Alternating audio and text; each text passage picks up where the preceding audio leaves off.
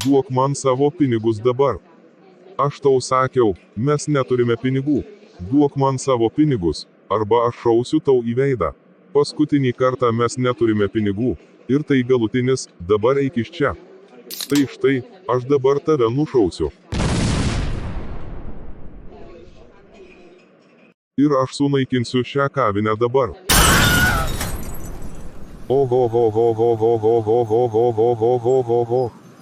Artūrai, kaip tu drįsti sunaikinti šią kavinę, dabar mes turime sumokėti daugiau nei $1 milijoną už visą tavo ką tik padarytą žalą.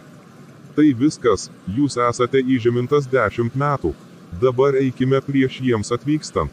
Tai reiškia, kad nėra McDonald's, Burger King, iPhone, KFC, Domino, Pizza Hut, jokio PS5, jokio alaus ir dar daugiau, dabar eik į savo kambarį. Arba aš įsiųsiu tave į Gvatemalą. Washington, wow.